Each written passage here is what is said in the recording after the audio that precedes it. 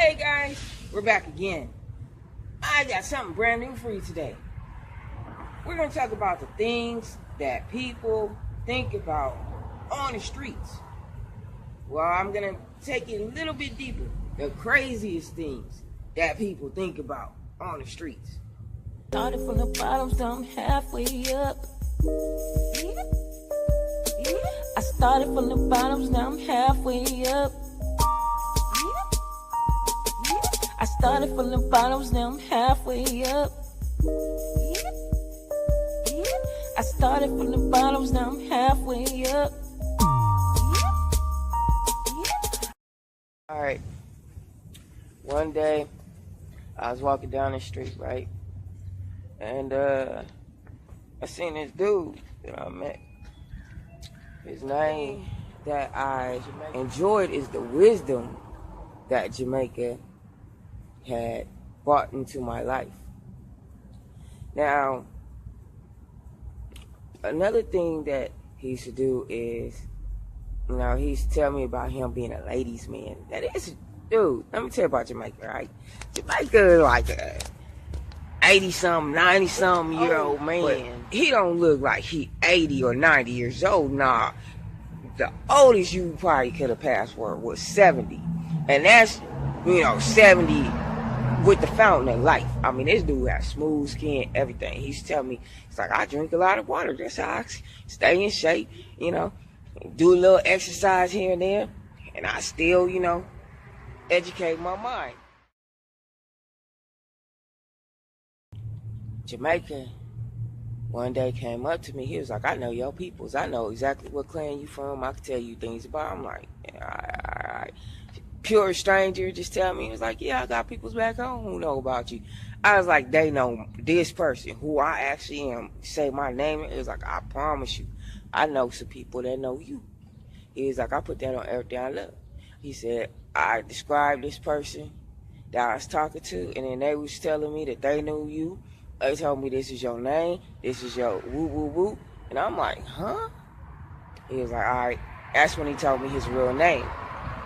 And I said, well, I'm never going to tell anybody. Okay, so fast forward.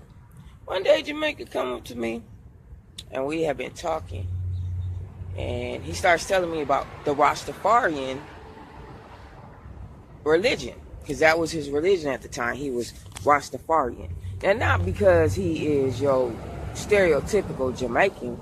That's just what he is. You know what I'm saying? Because I've met Jamaicans who's from Jamaica, but they wasn't Rastafarian. Okay? This particular individual was a Rastafarian. He was deep in it. He was high up in the level of understanding. Okay? So he used to talk, to me all the time about Rastafarian. And he talked about, his wife at the time that he wasn't with. I'm not going to go deep into that, okay? So, he explained to me what brought him out here, why he was out here on the streets. And one day, he starts telling me about, what Rastafari, the man who is behind, Rastafari, how it came himself. So, he and I was talking. I said, look, Jamaica, I'm not about to convert to Rastafarian. I said, I meet brothers all the time who's Rastafarian. We get into talks. That's how I learn more about the culture. I said, I've read a little bit myself, but I don't see me as a person who would be turning to that. And I said, there's a lot of people, sometimes people think when people grow dreads in their hair, it's because they're trying to be a Rastafarian. That's a stereotype, because there's other religions, including some that has to deal with following Jesus, where they believe growing dreadlocks brings them closer to God. Look at Samson in the Bible. He had dreads. They called it something different, but it was still dreads, So he and I would go back and forth, back and forth, back and forth, back and forth, having theological discussions about the Bible versus, his doctrine of Rastafarian. Take it deeper. One day, I say, you know what? Here's a Bible. So I give Jamaica this Bible. This Bible is old. Not only is it old, there are people whose last names are very affluent. Okay, so whoever this Bible belonged to, this belonged to a person who was very affluent in the area, maybe even related to famous people or was once famous themselves. That's not why I gave him the Bible. I just gave him the Bible because he wanted a Bible. He was like, so he's reading his Bible.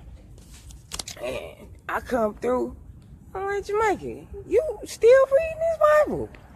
Yeah, man, this kind of deep. I'm just sitting up here, we've been talking. Next thing I know, Jamaica and I start talking about Jamaica like, man, this word is changing my heart.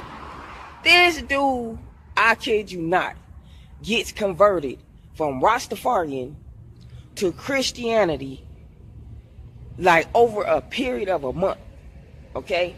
Not months, a month for me giving him this Bible. Now, mind you, he and I have been praying with him and everything, and I'm like, this dude, devout Rastafarian, said he would never convert for nobody. That was the first time in my life I ever seen somebody that I ministered to actually convert their religion. And do understand, I was never trying to convert him.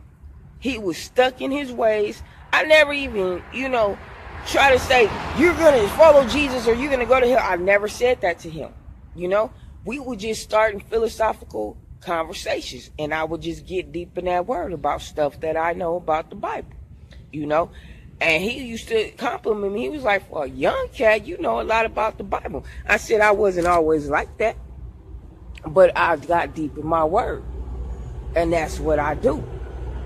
So I was surprised, and it actually made my faith go deeper when here's somebody who I shared the word with actually got converted to Christianity and accepted Jesus Christ.